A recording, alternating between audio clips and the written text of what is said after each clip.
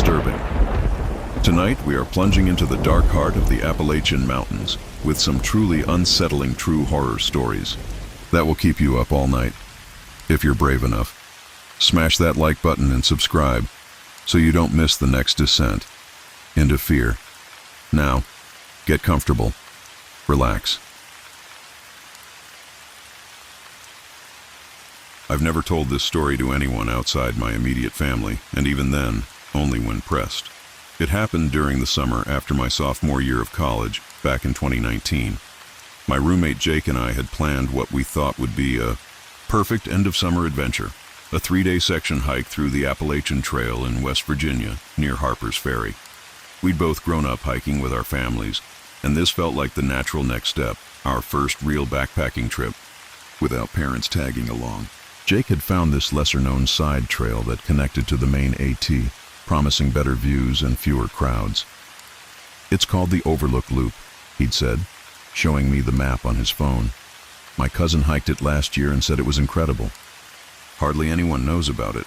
We packed our gear, loaded up Jake's Honda, and drove down from Pennsylvania on a Thursday morning in late August. The trail started exactly as advertised. Beautiful, quiet, with that perfect late summer weather, where the humidity finally breaks and you can actually breathe in the woods. The main AT was busy enough. We passed maybe a dozen other hikers that first day. But once we turned onto the Overlook Loop, it was like stepping into a different world. The trail was narrower, less maintained, with overgrown sections where we had to push through waist-high ferns and brambles. By the second day, we hadn't seen another soul. The silence was incredible at first. No car noise, no voices, just the sound of our boots on the trail and the occasional bird call. We were making good time, feeling proud of ourselves for choosing the road less traveled. The plan was to camp at a designated site marked on Jake's GPS.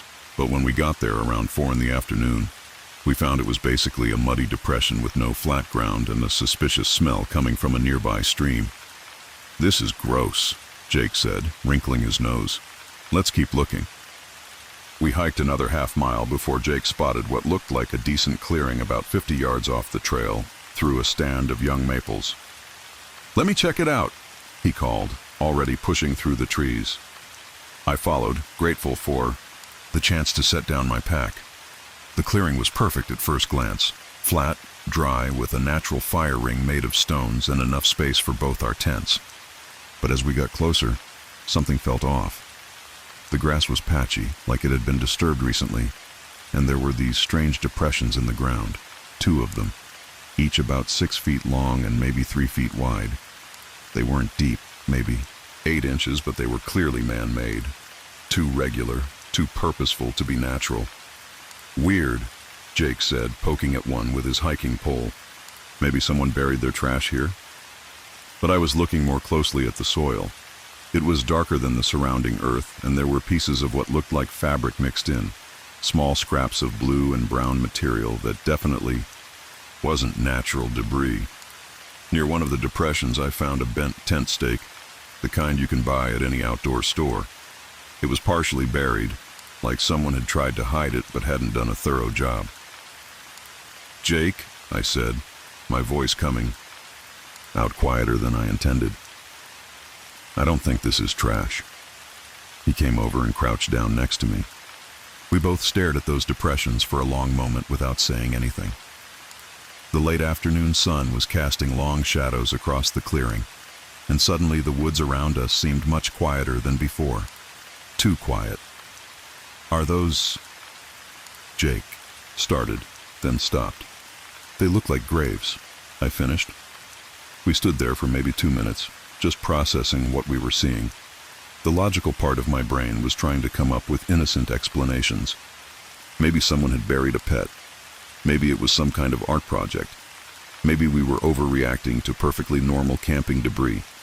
But the fabric scraps looked too much like clothing, and the depressions were too uniform, too deliberately placed. "We need to leave," I said. Jake nodded immediately. We didn't discuss it, didn't debate whether we were being paranoid. We just grabbed our packs and got out of that clearing as fast as we could without actually running. By the time we made it back to the main trail, the sun was starting to set. and we had to make a quick decision about where to spend the night. We ended up setting up camp in a less than ideal spot about a mile down the trail, on a slight slope. With roots poking through the tent floor, neither of us slept well. Every time I started to drift off, I'd think about those depressions, about the fabric scraps, about how recent everything had looked. The dirt hadn't been settled, the vegetation hadn't grown back. Whatever had happened there, it hadn't happened long ago. The next morning, we broke camp early and hiked straight out. We didn't talk much on the way back to the car, but I could tell Jake was thinking about it too. He kept looking over his shoulder, scanning the trees on either side of the trail. I found myself doing the same thing. The woods that had felt so peaceful 2 days earlier now seemed full of shadows and hiding places. About an hour into our hike out, I was sure I heard footsteps behind us. Not the steady rhythm of another hiker, but irregular sounds, like someone trying to move quietly through the underbrush. I stopped and listened, and Jake did the same. The sounds stopped too. "Did you hear that?" I whispered. Jake nodded, his face pale. We waited another minute, listening to the silence, then started walking again, faster this time. The sounds resumed maybe 10 minutes later, still behind us, still trying to be quiet but not quite succeeding. Branches snapping, leaves rustling, the soft thud of footsteps on dirt. I wanted to turn around and look, but something told me that would be a mistake. Instead, we kept our eyes forward and our pace steady, fighting the urge to break into a run. The last thing we wanted was to let whoever was back there know we were aware of them. It took us another 3 hours to reach the parking area where we'd left Jake's car.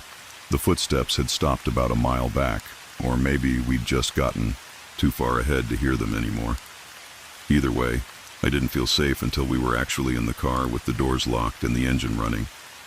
"We have to report this," Jake said as we drove toward town. I agreed.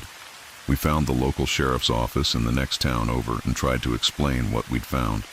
The deputy who took our statement was probably in his 50s, with the kind of weathered face that suggested he'd spent plenty of time outdoors himself. He listened patiently, took notes, and asked us to mark the location on a map. "We'll send someone up to take a look," he said when we finished, but his tone was casual, almost dismissive, like this was just another piece of paperwork to file away. Gets reported sometimes, folks finding things in the woods that don't look right. Usually turns out to be nothing. "Nothing?" I said. "Those looked like graves." "Could be a lot of things," the deputy said. "Animals, old camping spots, kids, playing pranks. The woods play tricks on people sometimes." Jake and I exchanged glances. We weren't kids, and we knew what we'd seen, but the deputy was already moving on, asking us for our contact information in case we need to follow up. His whole demeanor suggested he thought we were overreacting college students who'd spooked themselves in the woods. We left the sheriff's office feeling frustrated and somehow less safe than before. If the local authorities weren't taking this seriously, who else could we turn to? We tried calling the Park Service but got transferred around for 20 minutes before being told that the Overlook Loop technically wasn't in their jurisdiction. That night, back at Jake's house in Pennsylvania, we couldn't stop talking about it. We went over every detail, trying to make sense of what we'd found. Jake pulled up satellite images on his laptop, trying to pinpoint the exact location of the clearing, but the tree cover was too thick to see anything useful. We spent hours searching online for missing persons reports in West Virginia, looking for any recent disappearances that might explain what we'd found. Nothing. Or at least, nothing that seemed to fit. There were always missing persons reports, but none that matched the time frame or location of what we'd discovered. 3 weeks later, I called the sheriff's office to follow up. The same deputy answered, and when I explained who I was and why I was calling, there was a long pause. "Oh, right," he said finally. "The college kids with the hiking story. Yeah, we sent someone up there. Didn't find anything unusual." "Nothing at all?" "Nothing that looked like what you boys described. Just normal forest. You sure you got the location right?" I was sure. I'd been replaying that hike in my head every day since it happened. I could have drawn a map of the trail, marked every turn, every landmark. But what was I supposed to say? That a trained law enforcement officer was lying to me? That they'd somehow missed two obvious grave-shaped depressions in a small clearing? Maybe it was covered up, I suggested. Maybe it was never there to begin with, the deputy said, and I could hear the impatience in his voice. Like I told you before, the woods can play tricks on people. That was the end of the conversation. He made it clear he didn't want to discuss it further, and I got the impression that any additional calls from me wouldn't be welcome. Jake and I talked about driving back to West Virginia, retracing our steps to prove to ourselves that we hadn't imagined the whole thing, but neither of us could bring ourselves to actually do it. The thought of going back to that clearing, of finding it empty and having to question our own memories, was somehow worse than living with the uncertainty. And there was something else, something I haven't mentioned yet because it sounds paranoid even to me. But in the weeks following our hike, I started noticing things. A car that seemed to be behind me too often on my drive to work. A man in a baseball cap who appeared to be watching me at the grocery store. Sounds outside my apartment at night that couldn't quite be explained. I told myself I was being ridiculous, that the stress of what we'd found had made me hypervigilant and suspicious. But the feeling persisted. The sense that someone was keeping track of me, that our discovery hadn't gone as unnoticed as the deputy wanted us to believe.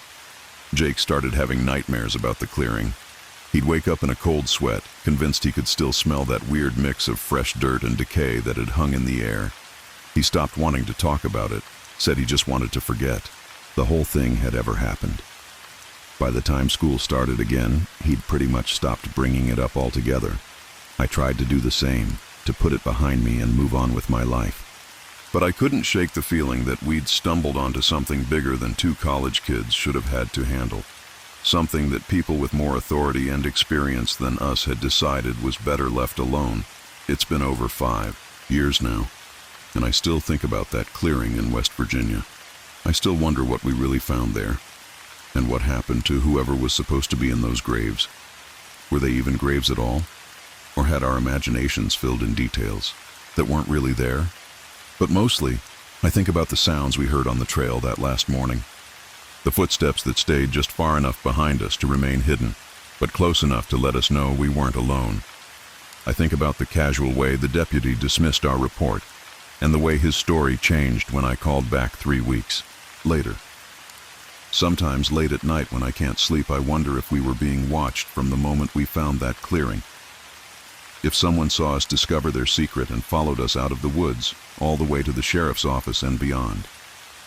I wonder if that's why the deputy was so quick to dismiss our report, because he already knew what we'd found, and he knew it was supposed to stay hidden. The worst part is the not knowing what we really stumbled onto that day, or whether the people responsible are still out there, still using that remote stretch of forest for whatever dark purpose those graves served. I've never gone hiking in West Virginia again, and I don't think I ever will. But sometimes I wonder about other hikers, other people who might take that same wrong turn off the main trail and find themselves standing in a clearing they were never supposed to see. I hope for their sake that those graves are empty now, but I have a feeling they're not. I've been hiking sections of the Appalachian Trail for about 10 years now, ever since college. Nothing too ambitious, mostly weekend trips, the occasional week-long stretch when I can get time off work. I'm not one of those through hikers you read about, but I know my way around the woods well enough. I carry the right gear, I know how to read a map, and I've never had any real problems out there. Until that trip in Pennsylvania, anyway. This was 3 years ago, early October. I'd planned a solo 4-day hike through a section of the AT in central Pennsylvania, near Pine Grove Furnace State Park. It's not the most scenic part of the trail. Pennsylvania gets a bad rap among hikers for being rocky and repetitive, but I'd never done that particular stretch, and the fall colors were supposed to be peaked that weekend. The first 2 days went exactly as expected. Beautiful weather, decent trail conditions, and that perfect autumn silence you only get in the woods when the summer crowds have gone home and the leaves are just starting to turn. I passed maybe half a dozen other hikers total, exchanged the usual pleasantries, and felt that familiar sense of peace that comes from being completely disconnected from cell service and email and all the noise of regular life. On the third day, I was making good time toward my planned campsite when I noticed something glinting in the woods about 30 yards off the trail. At first I figured it was just trash, a beer can or piece of foil someone had tossed, but as I got closer I could see it was something more substantial. Metal, about the size of a shoebox, partially hidden under a pile of dead leaves at the base of an old oak tree. I probably should have kept walking. Leave no trace principles and all that. But curiosity got the better of me, and I bushwhacked through the underbrush to get a closer look. It was a toolbox, the kind you might keep in a garage or basement. Heavy steel construction, painted green, but badly rusted around the edges. The latch was secured with a small padlock, but the lock was so corroded that when I picked up the box to examine it, the whole mechanism just crumbled apart in my hands. Inside, wrapped in what had once been a plastic bag but was now mostly just brittle fragments, was a manila envelope. The envelope was water damaged and stained, but still intact, enough to open. What I found inside made my stomach drop. There were photographs, maybe a dozen of them, all black and white, all clearly taken somewhere along the Appalachian Trail. I recognized the distinctive white blazes on the trees, the wooden trail markers, the general look of the Pennsylvania section I'd been hiking. But these weren't typical hiking photos. They showed people, different people in each photo, all taken from a distance, all apparently without the subject's knowledge. Hikers sitting by campsites, filtering water from streams, setting up tents. Normal trail activities, but there was something deeply unsettling about the way they'd been photographed. The angle was always from above or behind cover, like the photographer had been hiding, watching. At the bottom of the envelope was a folded piece of paper with a list of names written in careful block letters. 7 names total, with dates next to each one spanning the last 2 years. The most recent entry was dated just 6 weeks earlier. My hands were shaking as I looked through everything again, trying to make sense of what I'd found. Were these missing hikers? Had someone been stalking people on the trail?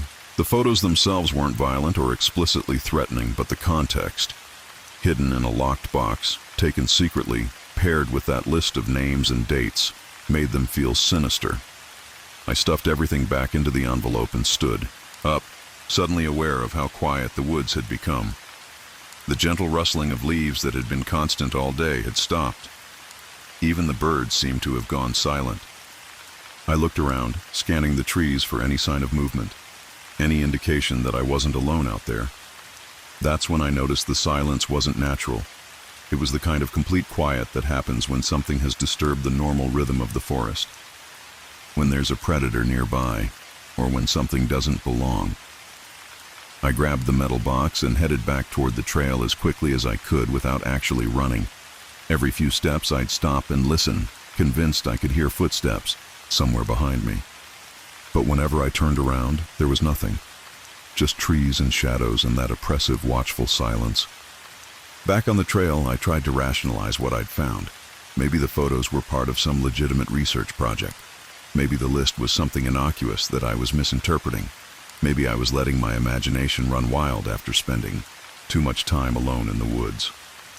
But I couldn't shake the feeling that I was being watched. For the rest of the afternoon, every time the trail curved or crested a hill, I'd look back to see if anyone was following me. I started taking random breaks, pretending to check my map or adjust my pack, really just listening for sounds that didn't belong. That night at the designated campsite, I couldn't bring myself to set up my tent in the open area where I had originally planned. Instead, I found a spot further back in the trees, partially hidden behind a fallen log. I told myself it was just for wind protection, but really I wanted to be able to see anyone approaching without being seen myself. I barely slept. Every sound, and there were plenty of them, seemed amplified and potentially threatening. Branches creaking in the wind became footsteps. An owl calling in the distance became someone whistling. At one point, around 3 in the morning, I was sure I heard the distinctive sound of a tent zipper being pulled, but when I listened more carefully, there was nothing. Around dawn, I discovered that my water bottles, which I'd left outside the tent vestibule, had been moved. Not far, maybe 6 inches from where I'd placed them the night before, but definitely moved. The arrangement was different, and there were no signs of animals having been interested in them. No claw marks, no teeth marks, nothing like that. I broke camp as soon as there was enough light to see the trail clearly and hiked out faster than I'd ever hiked before. The metal box felt like it weighed 50 pounds in my pack, and I kept having the urge to just throw it into the woods and pretend I'd never found it. But I knew I had to report what I'd discovered, even if I wasn't sure what it meant. The ranger station at Pine Grove Furnace was my first stop once I got back to civilization. I explained to the ranger on duty, a middle-aged woman who looked like she'd heard every possible trail story, what I'd found, and showed her the contents of the box. Her reaction wasn't what I expected. She looked through the photos carefully, examined the list of names, but her expression remained neutral. Professional. Like this was just another piece of paperwork to process. "We'll look into it," she said, taking the box from me. "Can you show me on this map approximately where you found it?" I marked the location as best I could remember, and she made a note in a logbook. Then she asked for my contact information, in case we need to follow up with any questions. "Has anything like this been reported before?" I asked. She paused for a moment, studying my face. "We get all kinds of things reported from the trail. Most of them turn out to be nothing. But some of them don't." "Some of them don't," she agreed, but she didn't elaborate. I left the ranger station feeling like I'd done the right thing, but also somehow unsatisfied. The ranger's reaction had been too calm, too routine, like she'd seen this kind of thing before. Over the next few weeks, I couldn't stop thinking about those photographs and that list of names. I did some research online, looking up missing persons reports for the Pennsylvania section of the AT, trying to match any of the names from the list with actual disappearances. What I found was unsettling. 2 of the names corresponded to hikers who had been reported missing in that area over the past year and a half. Both cases were still unsolved. Both involved solo hikers who had simply vanished without a trace. I called the ranger station to share this information, but was told that the ranger I'd spoken with was no longer available, and that my case had been forwarded to the appropriate authorities. When I asked what authorities, I was given a phone number for the Pennsylvania State Police. The state police were even less helpful. The detective I spoke with took my information, but seemed skeptical of my story. When I mentioned the missing hikers whose names matched the list, he told me that was an interesting coincidence, but that there were a lot of variables to consider in missing persons cases. "What happened to the box I turned in?" I asked. "What box?" he said. That conversation ended quickly. 6 months later, I was back in Pennsylvania for work and decided to drive by the ranger station to ask about the case in person. The same woman was there, and she remembered me immediately. "Oh, right," she said when I introduced myself. "The photographer." "The photographer?" "That's what we call him. You're not the first person to find one of his caches. Won't be the last either." I stared at her. "You mean this has happened before?" "Few times a year someone finds a box or a bag with photos in it. Always the same kind of thing. Pictures of hikers taken without their knowledge. Sometimes with names, sometimes with other items. We collect them when they're reported, but there's not much else we can do." "What about the missing hikers? The names that matched?" She shrugged. "Correlation isn't causation. People go missing in the woods for all kinds of reasons. Usually, they just got lost and their remains haven't been found yet." "Usually?" She looked at me for a long moment. "You did the right thing reporting what you found. But my advice? Don't go looking for answers you might not want to find. That was 3 years ago. I still hike the Appalachian Trail, but I avoid that section of Pennsylvania now. I tell myself it's because there are more scenic areas to explore, but really, it's because I can't shake the feeling that someone might still be out there, still watching, still taking photographs.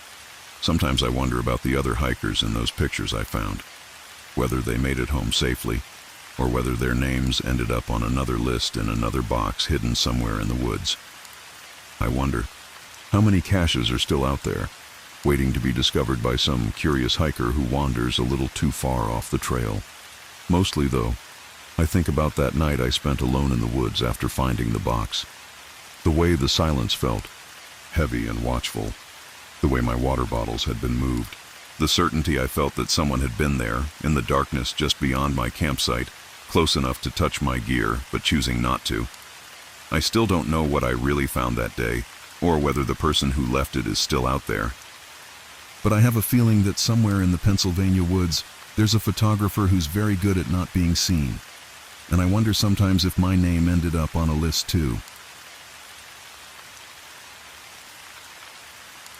I grew up in a little town called Cedar Falls, tucked away in the mountains of western North Carolina, where the Appalachian Trail cuts through some of the most beautiful and lonesome country you'll ever see.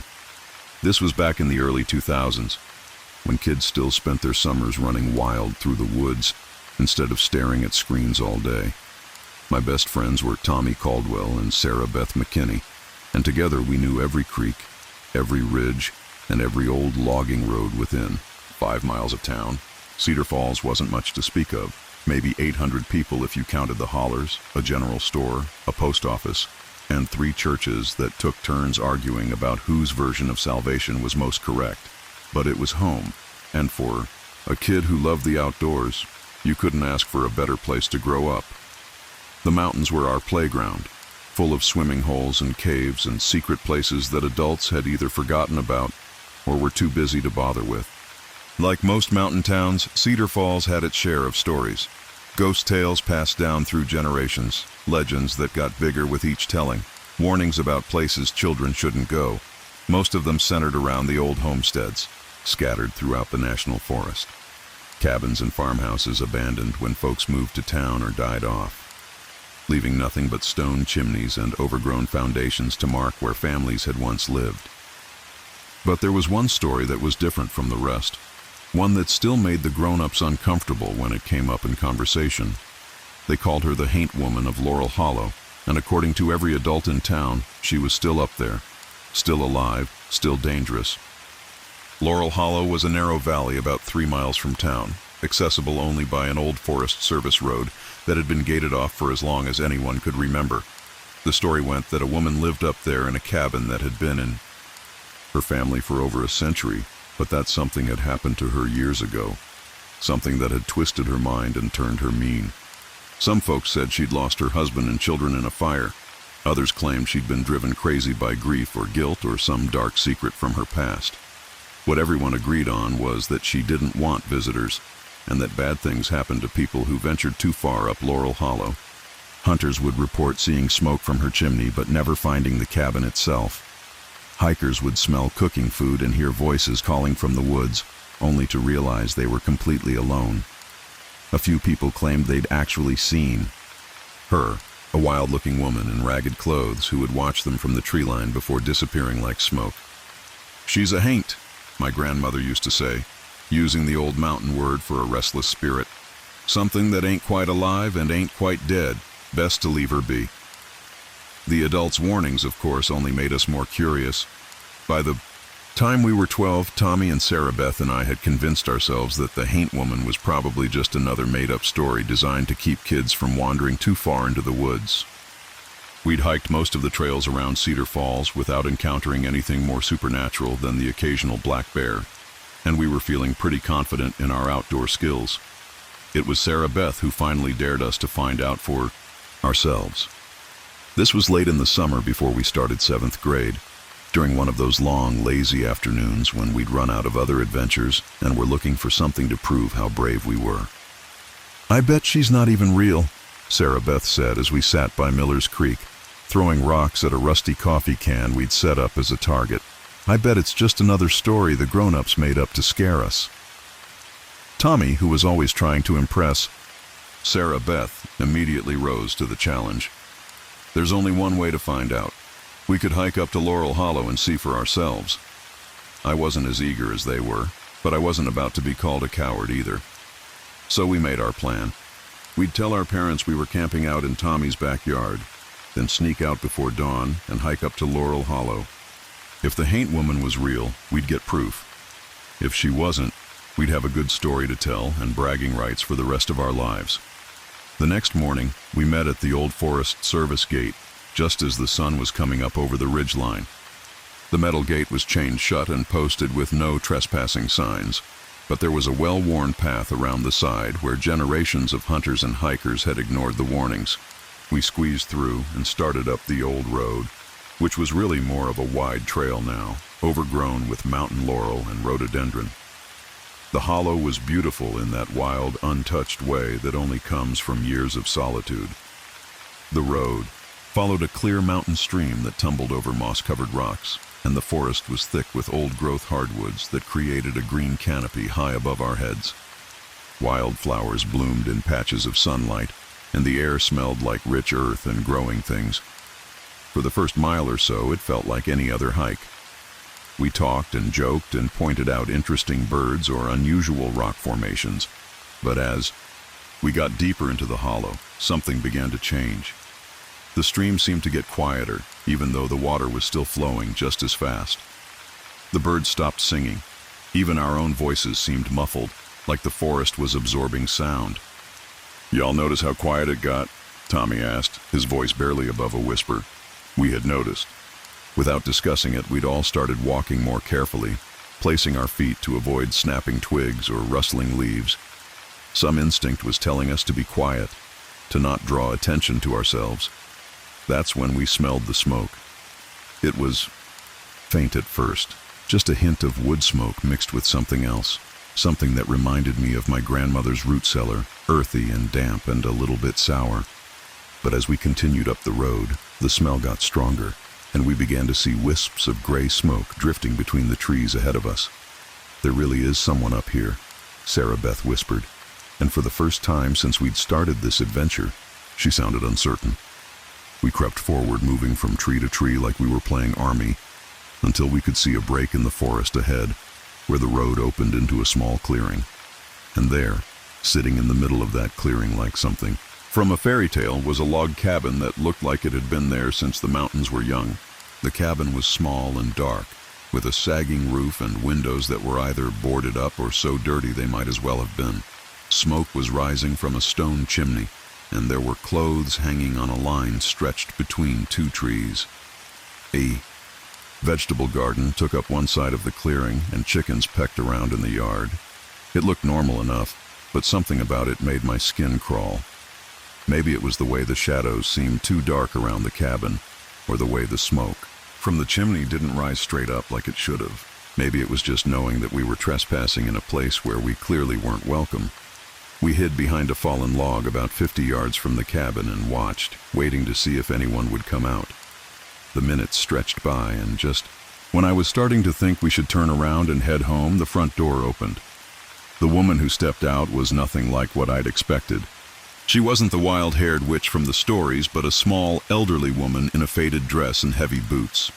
Her gray hair was pulled back in a neat bun, and she moved with the careful precision of someone who'd lived alone for a long time and had developed her own routines. She fed the chickens from a metal pan, picked vegetables from her garden, and hung a few more pieces of clothing on the line. Normal activities, the kind of things any country woman might do on a summer morning. But there was something about the way she moved, the way she kept glancing at the tree line, that suggested she knew she was being watched. Then she stopped what she was doing and looked directly at our hiding spot. I'll never forget her face in that moment. It wasn't angry or threatening, just sad in a way that seemed to go all the way down to her bones. She looked at us for maybe 10 seconds, long enough for me to see that her eyes were the palest blue I'd ever seen, almost colorless. Then she raised one hand, not waving hello, not gesturing for us to come closer, just acknowledging that she knew we were there. That's when we ran.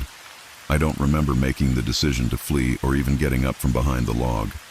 1 second, we were crouched there watching her, and the next we were crashing through the underbrush like our lives depended on it. Tommy tripped over a root and skinned his knee.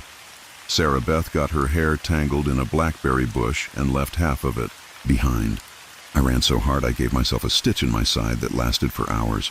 We didn't stop running until we reached the Forest Service gate, and we didn't talk about what had happened until we were safely back in town. Even then, none of us could explain exactly why we'd been so terrified. The woman hadn't threatened us, hadn't even spoken to us. She just looked at us with those pale, sad eyes and raised her hand. but we all felt it. That deep, animal fear that comes from encountering something you don't understand. Something that doesn't fit into the normal world you thought you knew. We agreed never to tell anyone what we'd seen, partly because we didn't think adults would believe us, and partly because we weren't sure we wanted them to. The Haint Woman was real, but she wasn't what the stories had made her out to be. She was just a lonely old woman living by herself in the mountains, and somehow, that was more frightening than any ghost or witch could have been. That was over 20 years ago. Tommy joined the Marines right after high school and got killed in Afghanistan. Sarah Beth married a guy from Asheville and moved away, though she still sends Christmas cards.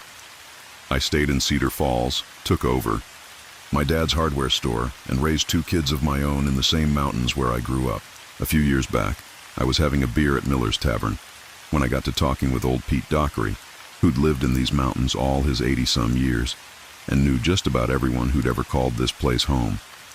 I asked him about Laurel Hollow, about the woman who used to live up there. "Oh, you mean Eleanor Wiseman," he said, like it was the most natural thing in the world. Poor old thing.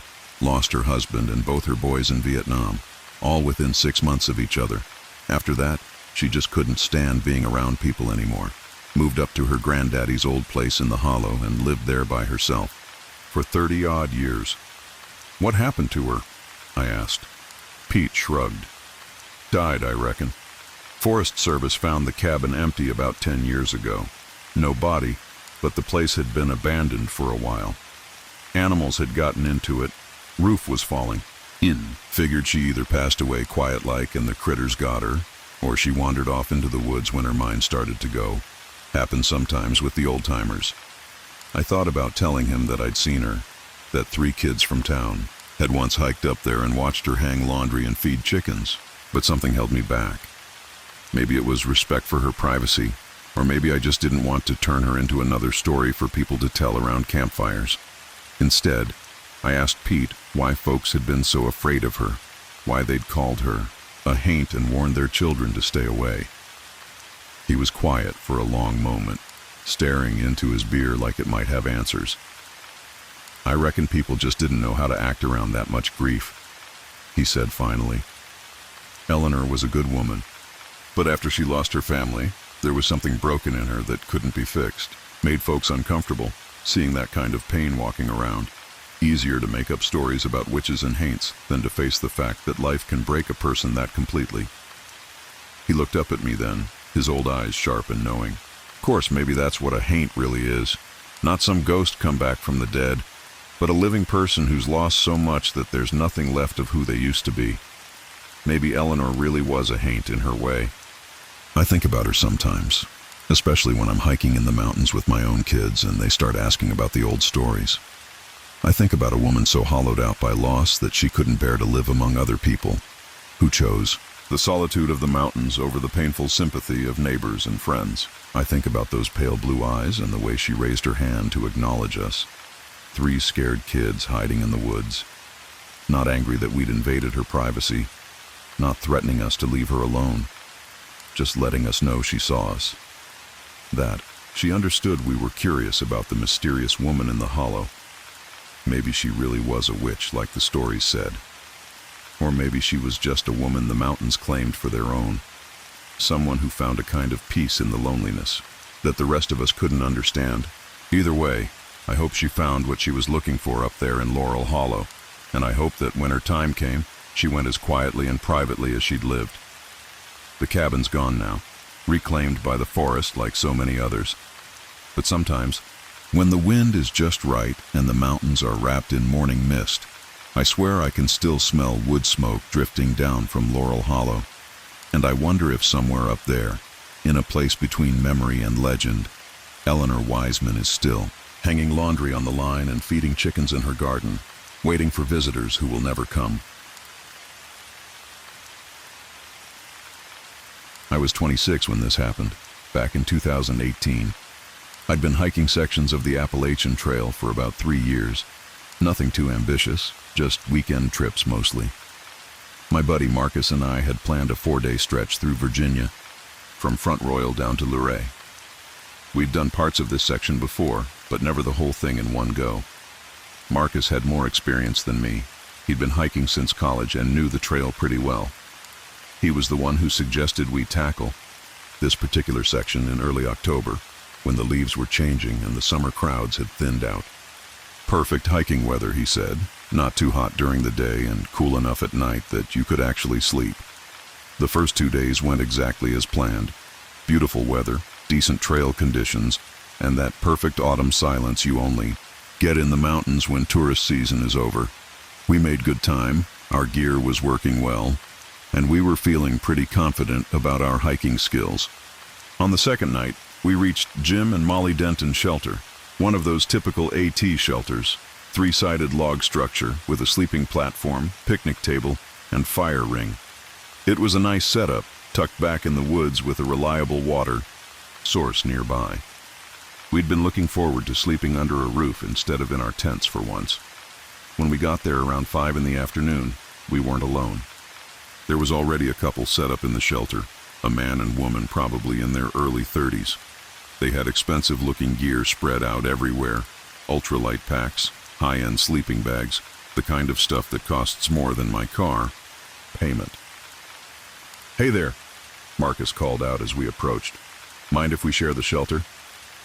The man looked up from his camp stove and nodded. "Sure, plenty of room." But something about his tone was off, like he was annoyed we'd interrupted something. The woman barely acknowledged us at all. She was sitting on the sleeping platform with her back against the wall, staring off into the woods with this distant expression. When I said hello, she just gave me a quick nod and went back to staring. We set up our gear on the other side of the platform and started making dinner. The atmosphere was weird from the beginning. Most hikers are pretty social, especially when you're sharing a shelter. People usually swap stories, compare gear, talk about trail conditions. But this couple kept to themselves, speaking to each other in low voices that we couldn't quite hear. Around 7, while we were eating our freeze-dried meals, the man, I think he said his name was Dave, started getting louder with his girlfriend. Not yelling, but that kind of angry whisper that's somehow more unsettling than shouting. "I told you we should have pushed on to the next shelter," he was saying. "Now we're stuck here with these guys." "It's fine," the woman replied, but her voice sounded strained. "We can leave early tomorrow." "That's not the point, Sarah. The point is you never listen to what I'm saying." Marcus and I exchanged glances. This was uncomfortable territory, being stuck in a confined space while a couple worked through their relationship problems. I focused on my food and tried to pretend I wasn't hearing anything, but Dave kept escalating. "You always do this. Make decisions without asking me, then act like it's no big deal when things go wrong." "I didn't make any decision," Sarah said, and now she sounded close to tears. "You said we needed to stop before dark. This was the closest shelter. Don't lie to me. You know exactly what you did." The whole thing was getting really tense. Marcus cleared his throat loudly and asked if anyone wanted to share his trail mix, obviously trying to break the mood. Dave shot him a look that could have cut glass. "We're fine," he said curtly. Around 8:30, just as the sun was setting, Dave stood up abruptly. "I'm going for a walk," he announced. "Maybe when I get back, you'll be ready to have an honest conversation." He grabbed a headlamp and stalked off into the woods, leaving Sarah sitting alone on the platform.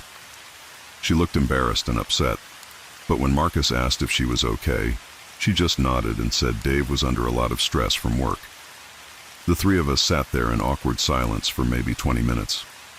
I was starting to think about turning, and early when we heard shouting from somewhere in the woods, angry voices, though we couldn't make out the words. "That's Dave," Sarah said, standing up quickly. "He must have run into someone else." But the shouting continued, and it didn't sound like a normal conversation.